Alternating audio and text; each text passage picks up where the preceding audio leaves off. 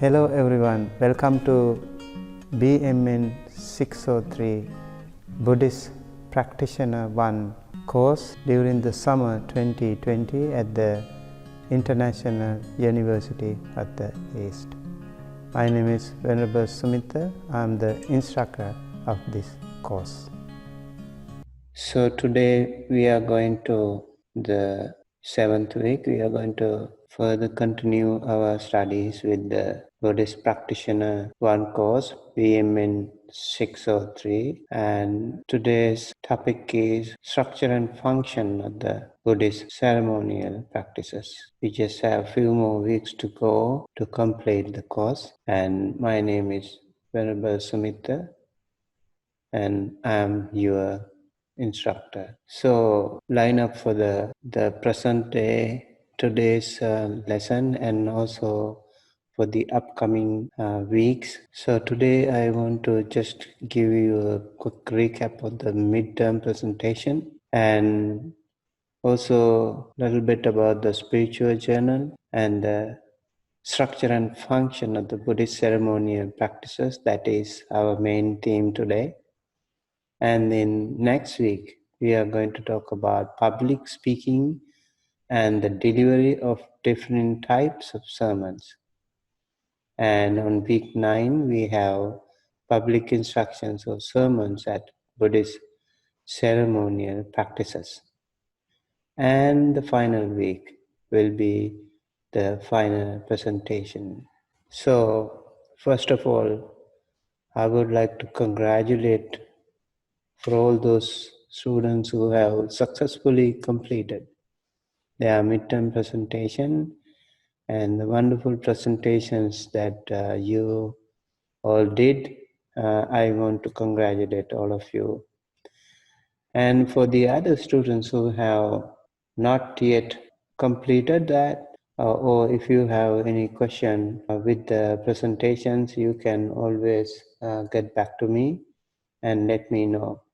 And for those students who have not uploaded the PowerPoint presentation, please do so immediately. If you have any question, you can let me know. And so for those people who have any difficulty, you can always contact me. I will make an appointment for you so that we can fix it. Okay, and for the spiritual journal update, so we do have students who are keep working on their presentations, working on their spiritual journal. Okay, for those students who are continuing with their spiritual journals, I want to say well done.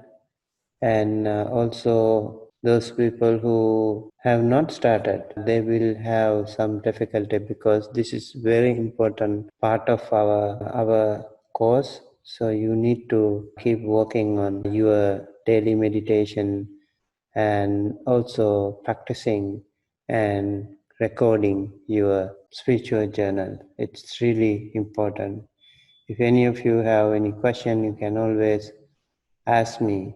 Even in the spiritual journal, when you record your experience, that will be very helpful. So you can honestly record your experience. That will really help everyone. And especially for your own progress, you can monitor your progress by recording these things.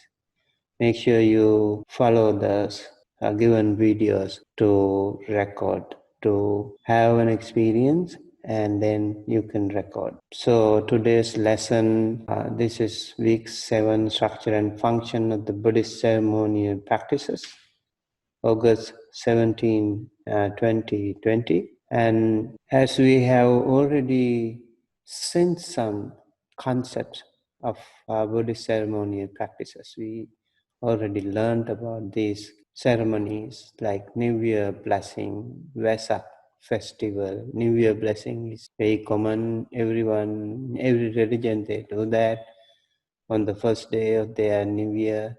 So they like to go to their own religious places to get some blessing. And Vesak festival is exclusively for Buddhist community, Vesak is to mark the Buddha's birthday, and in Theravada countries, they also extend it to Buddha's Prince Siddhartha's birthday, we can call it, and then ascetic Gautama's enlightenment day, and then the Buddha's passing away. So all these three auspicious occasions are marked, celebrated on the Vesak festival day. And Vesak also is declared as a holiday by the UNO. And there is a function in UN on Vesak. Full Moon Day program is another special program that is followed by the Buddhist community. Every full moon day, they go to the temple and practice 8 precepts or 10 precepts. So that is a very special program by all the Buddhists. And rains retreat and Kathina ceremony again are part of Buddhist practices, Buddhist ceremonies. Rains retreat is the beginning of the 3-month-long retreat, that the spiritual journey that is going to be started by the resident monks of any temple. And at the end of it, they are offered a cut, specially woven robe by the community. So rains retreat also is the most auspicious season, we can say, most meritorious season. And during this period, the lay people, they go to the temple, they listen to the Dhamma talks, and also they practice in meditation. They do a lot of other rituals to bring peace and harmony and good health to themselves. And the monks themselves, they practice and also teach the Dhamma to the community. They share their wisdom with the community. And on the Kathina ceremony day, contemporary Kathina ceremonies are marked by the gathering of many monks. The monks who are living close by, they are also invited to the temple, and all the community members of the temple, the devotees of the temple, they gather and they offer a special dana to the Mahasangha, the main sponsors of the Kathina ceremony. One of the resident monks in the temple is offered the Kathina robe. This Kathina ceremony is celebrated only once a year in one temple. So this is very special, and all the Buddhist people at the temple like to be part of this very powerful, meritorious ceremony. And for business related activities, there are many different ways that the business places are blessed by the Mahasangha members. At the beginning of the business, whenever they start a business, they always practice that. They always invite the Mahasangha to bless. And even for the members of parliament or any government minister, if they are Buddhist, they like to invite the Mahasangha members to invoke blessings upon them. And so, for example, in the recently concluded general elections, all the ministers and the parliamentarians, they invited their own religious leaders to come and bless them. And vast majority of these people are Buddhists, and they invited the Mahasangha members to bless them when they sign the contract and their appointment letter, when they resume their duties at their respective ministries, they invited the Mahasangha to bless them. And also, for example, if there is any special sports festival, or if the national sports team is going abroad for some event, then they also invite the Mahasangha to bless them. So this is again very special, significant part of the Buddhist community to be blessed by the Mahasangha. If they have, for example, here we do have some Buddhist community who are running businesses such as schools or some shops or other restaurants and all. So they always invite the Mahasangha, the monks, to come and bless them on the opening day. So that is really very important for them to have the blessings of the Mahasangha. Every now and then also they invite them. From time to time they invite them to bless their business place. Birthdays, new jobs, interview, exams, new vehicles when they own, and also when they have a new house, so they always want the monks to bless. So these are done by the Buddhist community, and I'm sure in other different religions also these things are practiced in different ways. Baby birth and Angulimala Parita unique to Buddhist community again, and we talked about these things before. And also bad times when people are sick, and how these special suttas are chanted, and how this Bodhi Vandana and protective thread or the bracelet and the blessed water, how they play a significant role in Buddhist community, we have discussed before. Especially when it comes to death, there is indispensable role played by the monks, and also the Buddhist community, they specifically perform many different kinds of rituals, inviting the Mahasangha members. Even before the death, when somebody is about to die, they invite the Mahasangha to bless that person and to make his mindset more peaceful. And those people who are dying, they actually really feel happy to see the monks coming and bless them. So the monks come and chant them several times for that person, depending on the requirement. And most of these things are done very honestly, and the monks sincerely bless them. Sometimes we go to the hospitals, and sometimes we go to their homes, and then we chant and bless them. When the person dies, also we do many other rituals that I'm going to discuss later on. Last few weeks, actually, I shared many things like the photos and the videos and all the stuff. But today I'm going to talk about the structure of Buddhist ceremony and practices. So I want to show you some articles and to tell you about the structure of those events.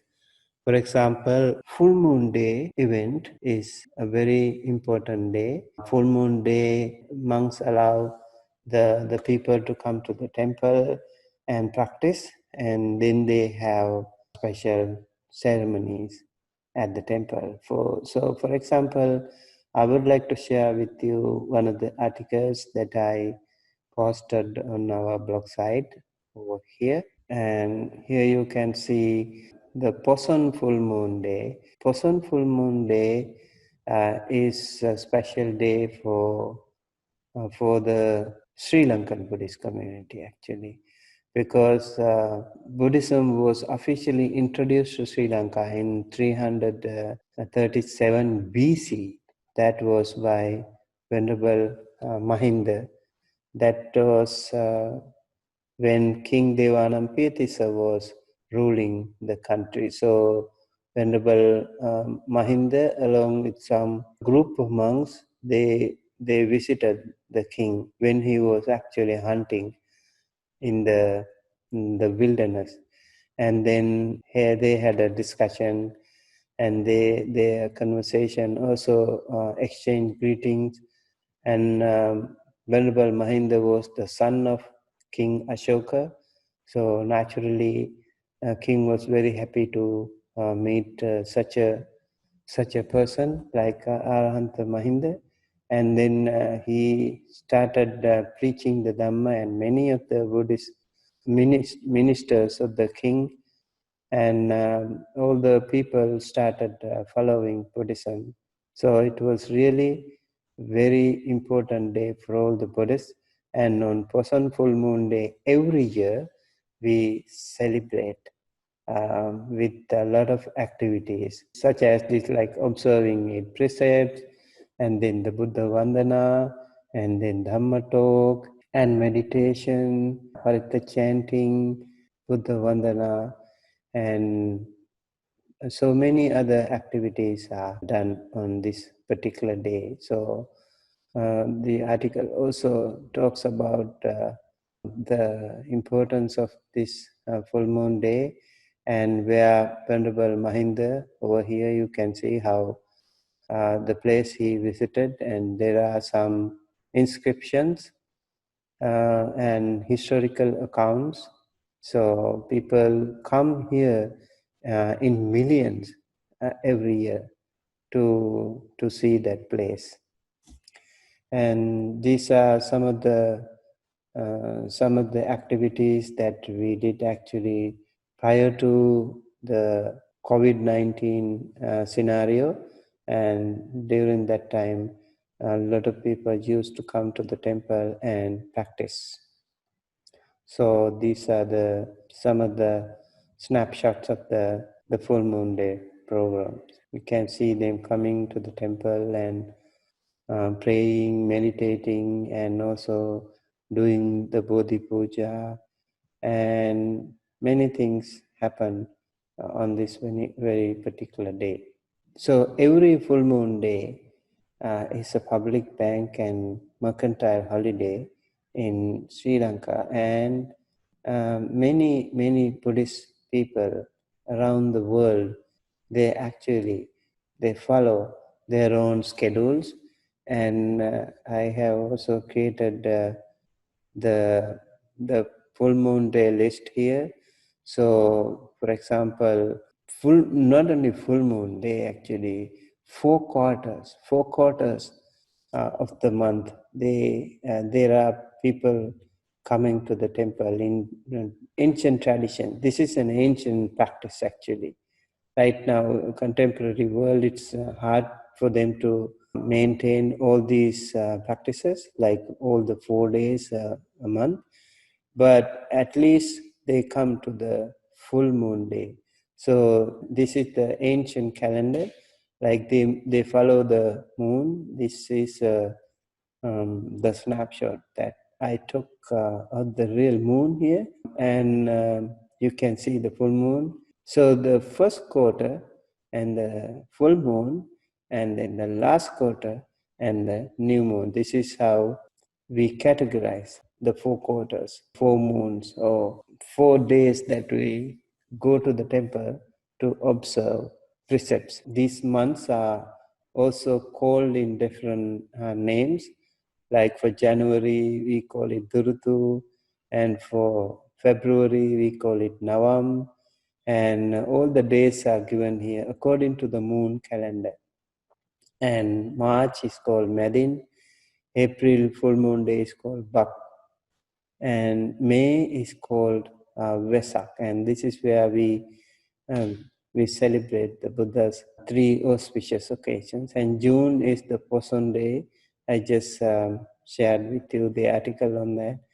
And then Asala is the day that we start rains retreat. August is Nikini. We just had Nikini full moon day, and this is the day to celebrate the first Buddhist council. And then September is the Binara full moon day, and October is the Wap full moon day, and November full moon day is called Il, and mostly the Katina ceremony happens around this time. And then Induwa full moon day is in December. It is also celebrated when Aranthamahinda's sister, Theri Sangamita, came to Sri Lanka along with the Bodhi sapling. So this is a very unique day that even today the Sri Lankan Buddhist community, they pay respect to Theri Sanghamita on this particular day. So also the Pali and Sanskrit terms of the months of the year are given here. Here you can see the Sinhala word and the English word, and here you can see the Pali and Sanskrit terms for the full moon day according to the lunar calendar. Other Buddhist countries, they also recognize when they see these words, Magha and Magha. This is the same. The first one is the Pali word, the second one is the Sanskrit word. So in some cases, in most of the cases actually, they are more or less the same, Pali and Sanskrit. And Phaguna become Phalguna, and Chitta become Chaitra, and Visakha become Vaishakha, Jetha become Jaistha, and Asalha become Ashada, and Savana become Shravana, and Pottapada become Bhadrapada or Prasthapada. And then Asayuja becomes Ashwina, and Kartika becomes Kartika in Sanskrit, and Margasira in Pali becomes Margashirsha in Sanskrit, and Pussa, full moon day, is called Pausha in Sanskrit. These are the little information about the full moon day list. Then also I want to share with you an online program that we conduct. Because of the current scenario due to COVID-19, a lot of people, even if they want to go to the temple, they can go to the temple, and therefore they stay home. But when they want to get connected to the temple, the monks actually perform through online, so they can get benefited, they can get connected to their respective temples. It's very important to be connected to their community. So the temple has started new ways to get connected with their community. And due to COVID-19, when the temples are locked down and the people are unable to come to the temples, and this is a new phenomenon. So the most recent phenomenon is the online retreats. Everything is now done through online.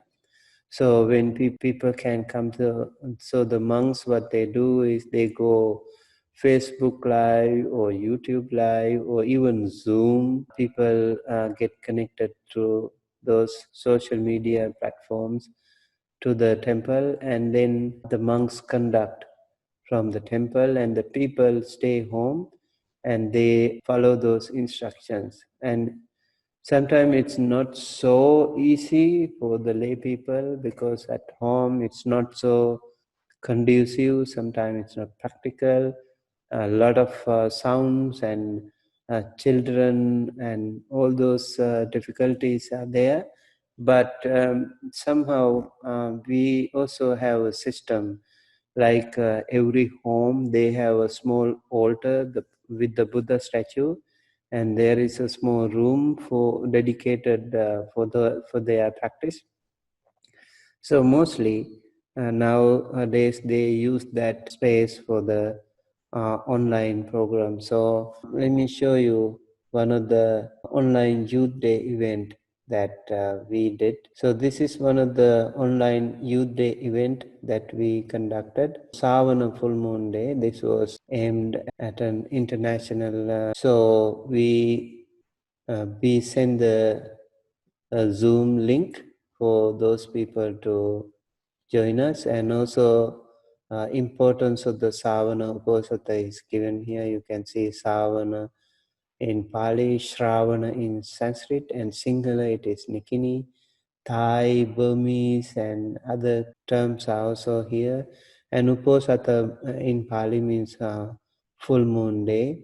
Dhamma Sangha, and as I said, the first Buddhist council was the main reason that we celebrate this particular day, because the Buddha passed away on a Vesak full moon day, and after 3 months the first Buddhist council was summoned. So full moon day is after 3 full moons. It is the day the first Buddhist council was taking place. and the council was held shortly after the Parinibbana of the Buddha. It was here that Venerable Anand, the personal attendant of the Buddha, recited from memory the Buddha's teachings. Then the Sutta Pitaka was formulated accordingly by the 500 monks who gathered there. And Venerable Upali also recited all the Vinaya rules. He was in charge of the Vinaya Pitaka, and that is the code of conduct. And the meeting was held in the Saptapani cave. So as there were 500 monks, it was called a Panchasatika. And this was the schedule that we had. It was a half-day program. Because it's online, I think it's very difficult for us to maintain the whole day retreat. So we mostly do it half day. It's like 7 a.m., not so early. But people who joined from Asia and all, it was okay for them to join. But I also noticed that during this time, it was difficult for some countries like Singapore, Malaysia. So those Buddhist people found it little hard to stay till the end because it was too late. These things can happen also when we do the online retreats. But it was overall very nice, and there was good people, good community, and they were staying till the very end. So we had the observing of 8 precepts that we discussed before, and then we had Buddha Vandana, and then we had a Dhamma talk, and then we had a meditation. We also discussed a sutta, and then we had Buddha Vandana and chanting, and then release the 8 precepts, and it was done. So for this, we actually had a form for people to RSVP, and those people who signed up received the email with the Zoom link and password. So only those people who RSVP could attend this online program. I would like to invite, if you are also interested in, maybe in future, you can maybe have a sense of what we do on a retreat like this. So next month we are going to organize another one. So 8 precepts, as we shared before, these are the Buddha Vandana that we do. We start with respecting the Buddha 3 times. So mostly things are done 3 times. For example, people say, Namo tassa bhagavato arahato samma sambuddhassa. Namo tassa bhagavato arahato samma sambuddhassa. Namo tassa bhagavato arahato samma sambuddhassa. And the monks instruct people to say this formula 3 times, and then they ask the people to repeat after the monk. And for example, the 3 refuges, Buddhang saranang gacchami,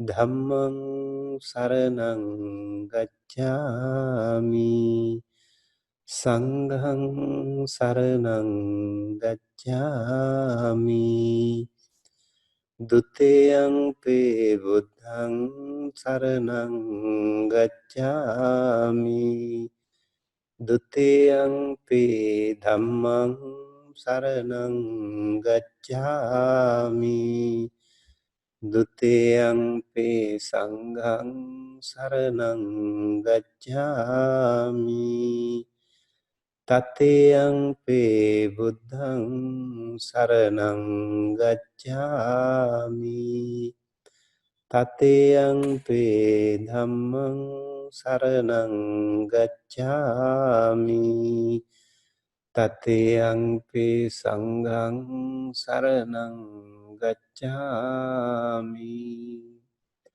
So after the 3 refuges, then they go to the 8 precepts right away.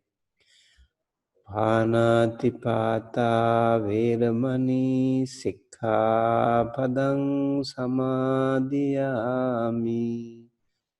Adinādānā vēramaṇī sikkhapadang samadhiyāmi. Abrahmacharya vēramaṇī sikkhapadang samadhiyāmi. Musāvādā vēramaṇī sikkhapadang samadhiyāmi. Surāmeraya majjapamā daṭṭhānā vēramaṇī sikkhapadang samadhiyāmi. Vikāla bhojana vēramaṇī sikkhapadang samadhiyāmi. Nacca gīta vādita visūka dassana mālā gandha vilepana dhārana mandana vibhosanaṭṭhānā vēramaṇī sikkhapadang samadhiyāmi. Uccāsayana mahāsayana vēramaṇī sikkhapadang samadhiyāmi. So these are the 8 precepts. So people follow these 8 precepts. They observe these 8 precepts at the beginning of the day, and then until they release, they have to be very careful not to break any of these vows that they make at the beginning of the day. So this is the practice they do, and it is done in Pali. And I have also given the meaning here for you to understand the meaning.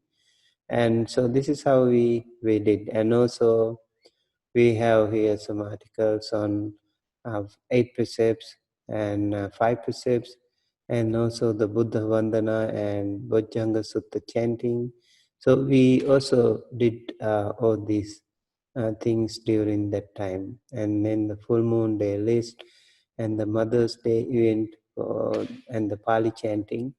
So all those chantings are done in Theravada, the tradition in Pali. So even the lay people, they understand Pali to a certain extent. That was the youth day program that we had, and I would also like to share with you the Katina robe offering ceremony. As I mentioned, this is a very important day for all the Buddhists. And again, I'm not going to specifically focus on the photos, but here I want to focus on the article that I posted. And so, Katina robe offering, history and development. You can see all these articles. I have already shared the links of all these articles in the study materials folder, week number 7. You can go ahead and check them if you want to read more. The meaning of Katina, and then the 4 requisites and 8 great wholesome deeds, Attamaha Kusala Kamma, and sorry about these advertisements in between. So these are the 8 special wholesome deeds that a Buddhist should do. And then history of this unique tradition called Katina is also given here.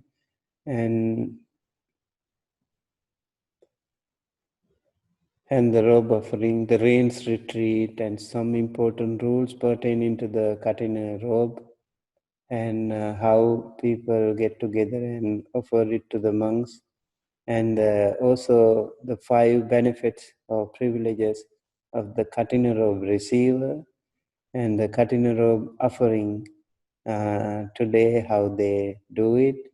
And this is, I think this covers most of your answers most of your questions. Today's Katina ceremonies, how they perform everywhere in the world, they do that, and how to make it a meaningful Katina. So then the story of Venerable Nagita also is given here. And so it's really very useful to learn more about the Katina and related programs during this particular day. This is all done mostly through the Pali again, but right now here in, for example, in America, a lot of people, they come from different communities, so we have to also conduct the sermons in English. And if a certain community is predominantly occupied by certain community, and so mostly that, let's say if it's a Chinese temple, so they would like to conduct the main ceremony in Chinese, and then they will also conduct certain portions in English depending on the temple structure and then their organization. And if it's a Thai temple, they would prefer to listen to sermons in Thai. But sometimes it so happens that the young generation, they are born and brought up here, and they are more comfortable in English. So sometimes the sermons, and sometimes even completely English medium programs are held. For example, in Shilai Temple here, they do have English medium services, and they also have Chinese medium services. It's a very beautiful temple, a big temple here in LA, and there are other temples too. Like here, we also do what we do is we do bilingual. So some part of the program is done in Sinhala, and also for the benefit of other people, we also conduct Dhamma sermons, and everything is done bilingually, so people can understand what we do. Okay, so that's about the Katina ceremony, and so I want to now take your attention to this book called Buddhist Rituals of Death and Rebirth, Contemporary Sri Lankan Practice and its Origin by Rita Lana. This is actually a PhD thesis. Very interesting book. I thought I should share with you some of I tried to get the online version of the book if possible, but unfortunately I couldn't get it. And so the book talks about extensively about the death-related rituals, how these rituals are performed by the Buddhist community. And the author is not a Sri Lankan. She is actually an Indian. She's a lecturer in Buddhist studies at the University of Bristol, UK. And she was focusing on Southeast Asia, Thailand, and Laos. She is continuing her research into Theravada death ritual as part of a larger AHRC funded project, Buddhist death rituals of Southeast Asia and China. She does it as a part of her PhD, and this is actually a revised edition of her PhD. So, in Buddhist thought and practice, death has always been a central concept. This book provides a careful and thorough analysis of the rituals and social customs surrounding death in the Theravada tradition of Sri Lanka. The author describes the rituals of death and rebirth and analyzes social issues of the relationship between monks and lay people in this context. This aspect is of particular interest as death rituals are the daily life cycle ritual in which Theravada Buddhist monks are actively involved. The author then embarks upon an investigation of the ancient origins of these rituals, drawing on early Vedic sutras and Pali texts, as well as archaeological and epigraphical material. This book establishes that Sri Lankan rituals are deeply rooted in their pre-Buddhist Vedic precursors, whilst beliefs and doctrines have undergone considerable changes over the centuries. It becomes evident that the underlying practices have largely remained stable.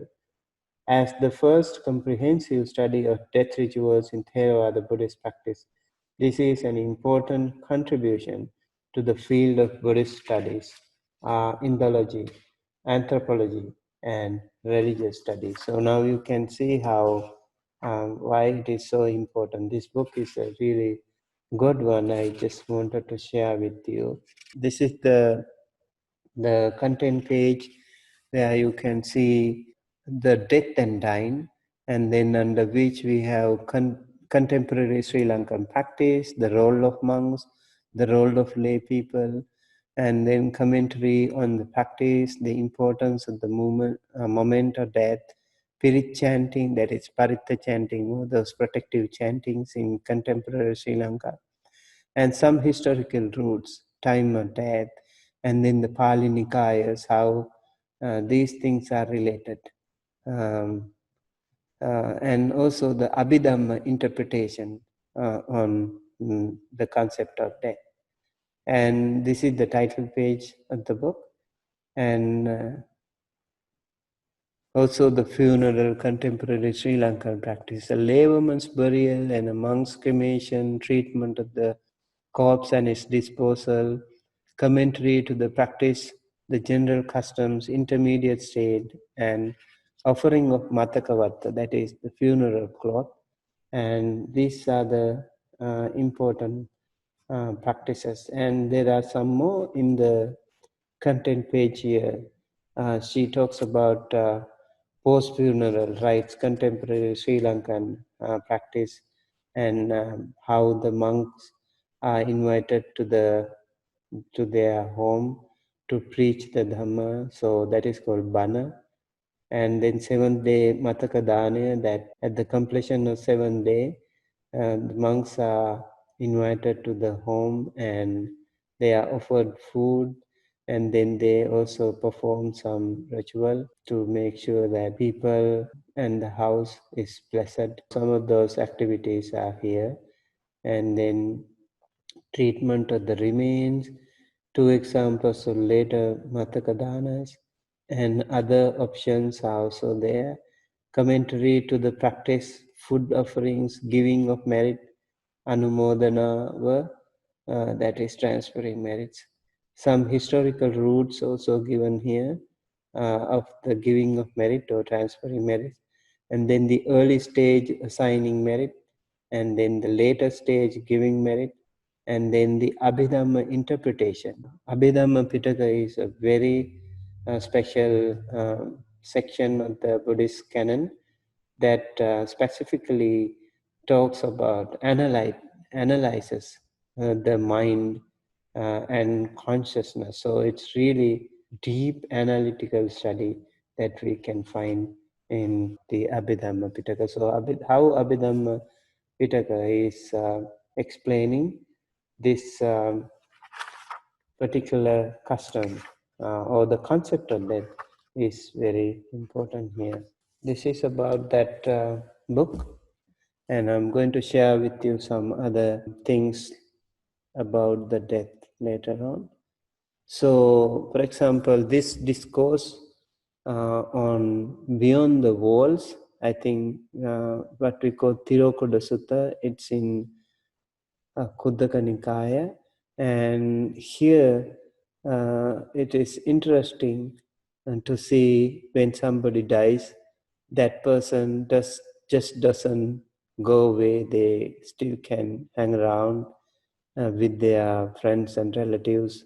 Maybe they want to get some merits or something. And there are many cases where those spirits or those departed ones, they hang around and they are being shared with the merits by the relatives. And let me go to the sutta.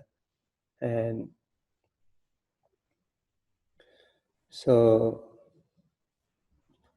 let me go to this sutta, Tirokudda Sutta, discourse about departed ones. This is part of Kuddakapata. Kuddakapata appears in Sutta Pitaka, Kuddaka Nikaya. And there are many texts in Kuddaka Nikaya. Kuddakapata is the first text of the Kuddaka Nikaya. So I just wanted to actually touch base on how people are scared of those spirits and ghosts or whatever. And it's kind of weird that we are scared of them and we don't know how to deal with such situation. In fact, they are our own relatives, they are our own friends, they are our own family members. When they are alive, they are very close to us. We are so dear to them. We hug them, we play with them, we do many things with them. But when they pass away, you kind of scared of them, and even of your parents. Sometimes there are some people who are scared of such spirits and all. I think it is time for us to understand they are part of our family, and all those people, all those departed ones also deserve some respect. And I think if we know how to deal with them, like with loving kindness and compassion, they will be a blessing to all of us. So in the sutta, it's very interesting how the sutta talks about these departed ones. Tirokuttesu titthanti sandhi singhatekesu cha dvarabahasu titthanti agantvana sakangharan. They stand beyond the walls, and at the junctions and crossroads. They stand at the doorposts, having come to their former homes. Pahute anna panam hi khajja bhujje upathite no te sankochi sarati sattanam kamma pachaya. But when abundant food and drink, both staple and non-staple, is prepared, no one remembers these beings because of their past unwholesome deeds. Evang dadanti ñatinam ye honti anukampaka suching panitang kalena kappiyang pana bhojanang. Thus, those who are compassionate give to their departed relatives at the right time pure and excellent, suitable drink and food. Idang wo ñati nang hotu sukhita hontu ñatayo te cha tatha samagantva ñati pitteta samagata. Thinking, may this go to our relatives, may our relatives be happy. Those who have gathered, the departed relatives who have assembled, pahute annapanami sakkachang anumodare chirang jivantu no ñati yesang hetu labhamase. Around the food and drink respectfully offer their thanks, saying, may our relatives live long, those to whom we owe this gain. So here, according to this sutta, when the living relatives, when they transfer merits, this is what we say when we transfer merits. Idango ñatinang hotu, sukhita hontu ñatayo. And then we do the water ceremony. May this go to our relatives. May our relatives be happy. With that good intention, we share the merits, we transfer merits. And when they receive the merit, they are also very happy. They say, may our relatives live long, those whom we owe this again. So those departed relatives, if they receive this merit, if they share this merit, they will be very happy, because thinking that my relatives have not forgotten us, and they have done some good karma, good meritorious activity, and they have been thankful and grateful. So may they live longer and happier. And the sutta says, those departed relatives actually, they share their blessings with the living relatives. Amha kancha kata puja, dayakaja anipala, nahi tat hasita, nahi tat kasi ati, gora ketana vijjati. For we have been honored. Those who give are not without reward. For in that place there is no plowing, and cattle rearing is not found there. So when those departed relatives receive the merits, they also shower blessings in different ways. Vanijja tadisi natti hiranyena kaya kayang ito dinnena yapenti peta kalagata tahing. Similarly, there is no trading or buying and selling of gold. The departed in that place who have died have to subsist on gifts. So the living relatives, they offer many things in order to transfer marriage to them. For example, clothes. If they think that their relatives needs clothes, so they offer clothes to the monks. They can offer also clothes to other people, like homeless or any other one you can do. And they specifically prefer to offer these things to the monks because they are more virtuous. And also the monks are trained to transfer merits to their relatives. And how do they do it with the water ceremony? Unname udakang vattang yatha ninnang pavattati eva meva ito dinnang petanang upakappate. Just as water that rains on the highlands flows down to the lowlands, so too what has been given here is of benefit to the departed. So when we do such a wonderful good karma, these departed relatives receive the merit. Yathavari vahapura paripurenti sagarang evameva ito dinnang petanang pakappati. Just as rivers that are full flow and fill up the ocean, so too what has been given here is of benefit to the departed.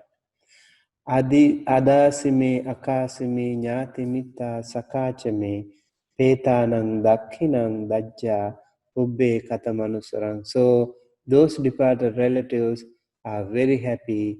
They are very grateful and thankful to those living relatives, and they say, thinking, he gave to me, he worked for me, he was my relative, my friend, my companion.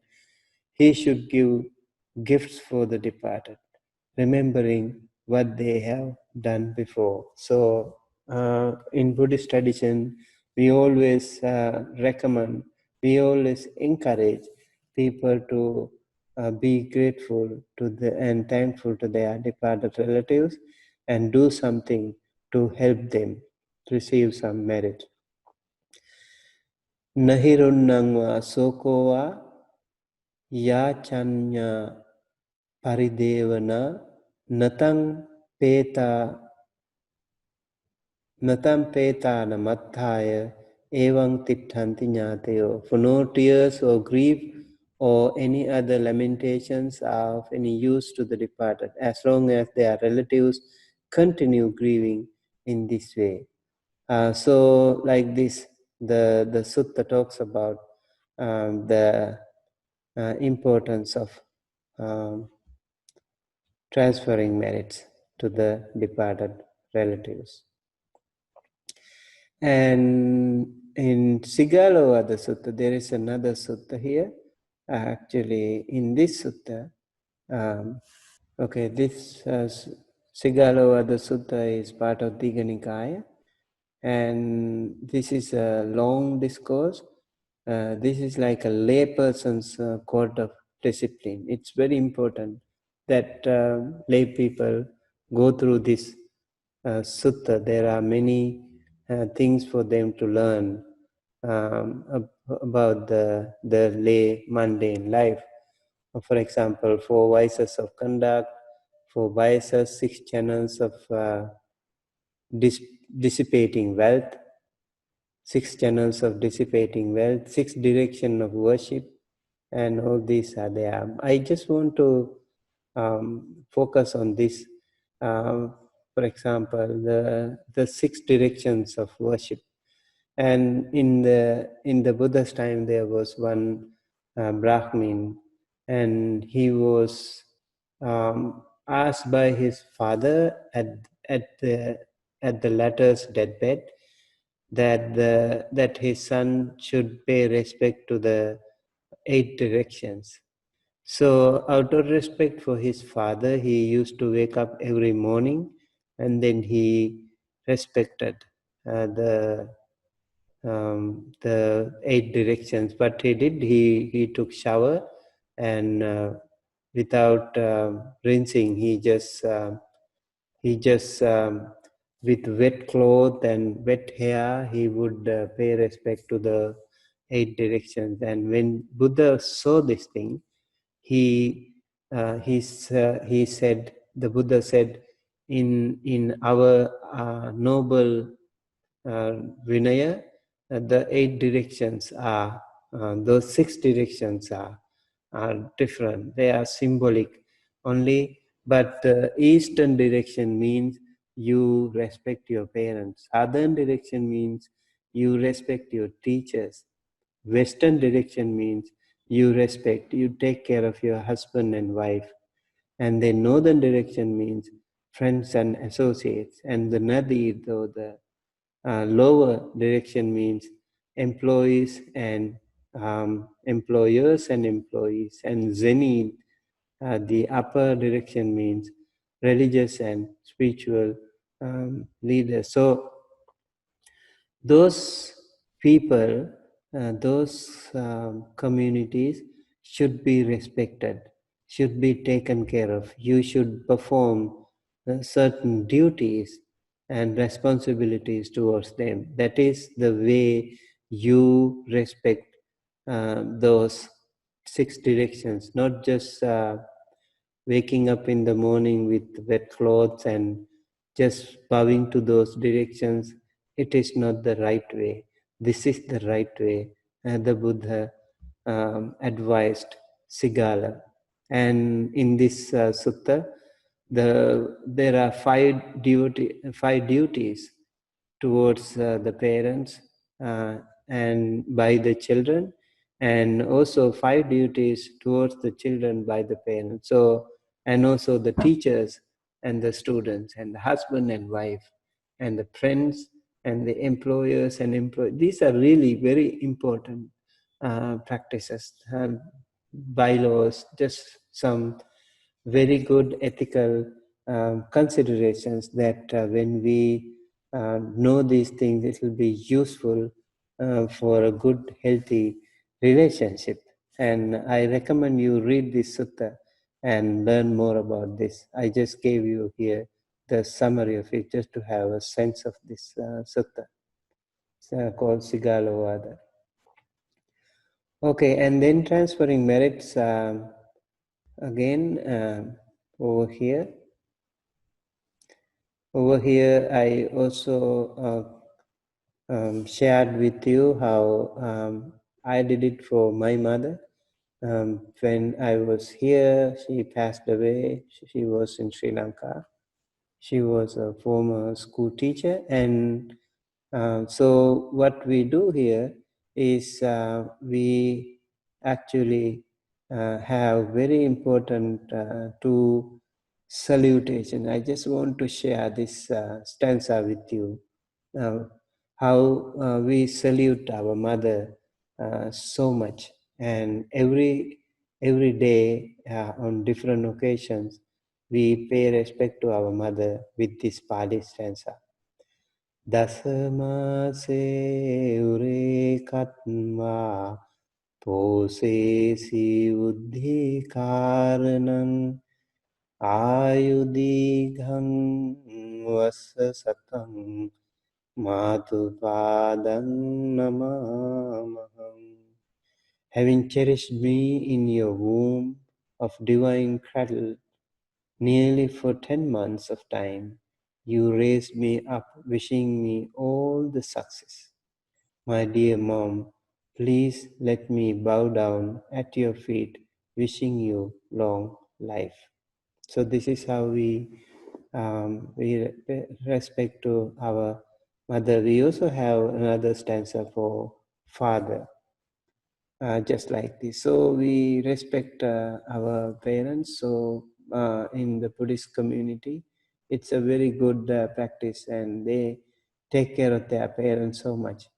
And transferring merits to the departed relatives, as I mentioned before, this is how we do that. Idang me ñātinang hotu sukheta huntu ñātayo. Idang me ñātinang hotu sukheta huntu ñātayo. May so may this merit be with my relative, and may my relatives be well and happy and healthy and safe wherever they are. This is how we transfer merits to them. Let this merit be with our relatives, and may they be well and happy. Let this merit be with our relatives. May they be well and happy. So we just transfer merits to them like that.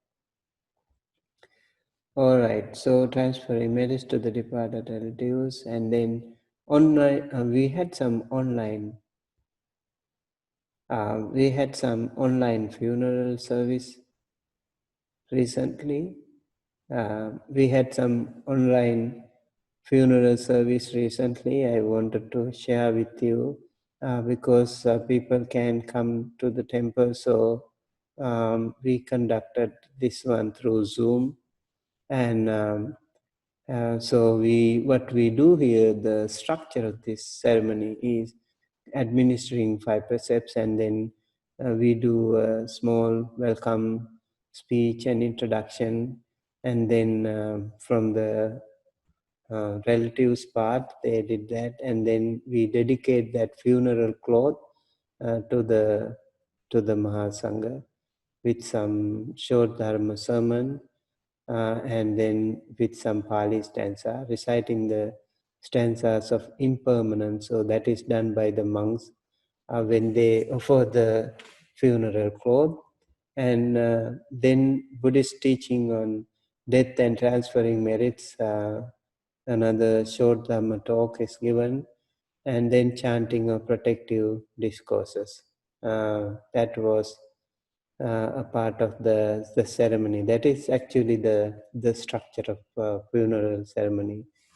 Very simple, but very meaningful. So this is the 5 precepts that I discussed this thing before. So, and then when we dedicate the funeral cloth, we use this Pali stanza, Imang mataka vathang Bhikkhu Sanghassa Tema. Everything is said 3 times. Imang Matakavatthang Bhikkhu Sanghassa Dema. Imang Matakavatthang Bhikkhu Sanghassa Dema. Imang Matakavatthang Bhikkhu Sanghassa Dema. And then the monks also chant these stanzas on impermanence. Anicca sankhara upada vaya dhammino uppajjitva nirujjhanti tesang upasamo sukho. This is quoted from Mahaparinibbana Sutta of Digha Nikaya. All things are impermanent. They arise and pass away. Having arisen, they come to an end. They are coming to peace is bliss. So we constantly remind that all conditioned things are impermanent. So we have to live with it. We have to realize that we cannot live forever. Everything in the nature, they all pass away, all decay. So to our life, so we really are very concerned and very focused and very mindful about that. So it's easier for them to deal with the death later on. Transferring of merits as we did before, dhamme nyati nang hotu sukhita hontu nyati. You can see everything is said 3 times just to verify or just to stress that, just to make sure that it is done properly. And then these Buddha Vandana chantings are there. And then the Karaniya Metta Sutta we chanted that day.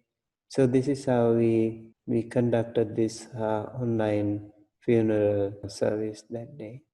Okay, I think with that I would like to mention that we also have a very important few weeks coming up. Especially I want you, as we are doing online, I just want to make sure that you are with us and remind of your finals coming up in September. So make sure you have some things to do here. We also already had the midterm presentation and homework 30%, midterm 30%, and the final term paper is very, very important. So 30%. And then the final presentation will be based on your spiritual journal, your daily meditation. You have to do a presentation. You have to conduct 5-minute guided meditation on that day. This is the key to your final presentation. And your final paper should be based on your practice tool. I mentioned here, your final presentation will be based on the spiritual journal. So every Saturday we meet at 7 a.m. through Dhamma USA YouTube channel with a guided meditation for beginners. So if you are ready, you can always come live, or you can do it later on. Also, if you are not a early riser, but I recommend if you can do it like live, that will be very nice. Okay, it depends on you anyway. And this is the latest video, how to shine like a star when you meditate. You can see how when people meditate, their complexion, their face value really improves, and their lifestyle improves. So how to do that, you can learn about that in this video. Please record your daily spiritual practice in a separate journal. Mark it sincerely and honestly. If due to some reason you couldn't do it on some days, you may say so, and it's fine. Also mark what meditation you practice and how long you did it, and you can also mention how did it go. Did it go well? Was it difficult? And record your feelings and emotions. And also, if you have any question, you can also mention your question there. So when I check them, I can also respond to them. Okay. So we have been practicing. I hope you have been practicing, starting with 10 minutes and then slowly increase your sitting session by 1 minute every week. So hopefully, yeah, by the end of it, you should be able to practice more time. Like 10 minutes can become 20 minutes if you continuously practice with loving kindness meditation and breathing meditation. So in the final presentations, you are supposed to present your complete progress report along with your demonstration, okay? Final presentation will consist of 5 minutes progress report presentation and 5-minute guided meditation demonstration. So this is the key. You have to be prepared for that. That's why I'm reminding this every time. I want to make sure that you are in the right track. Get back to me if you have any question. Your final paper will be based on your speech or journal. Make sure to write a good academic paper with 5 pages at least. This does not include the cover page and reference page. So this should be 5 page. The whole content should be 5 page, except the cover page and reference page. Okay, so the assignment for this week is continuous spiritual journal, 1-page reflection on today's lesson, and which is due on August 21, 2020. And with that, we conclude. That's it for today. Thank you so much for joining us, and stay in touch if you have any question, and wish you all a very wonderful week ahead. Thank you. Bye-bye.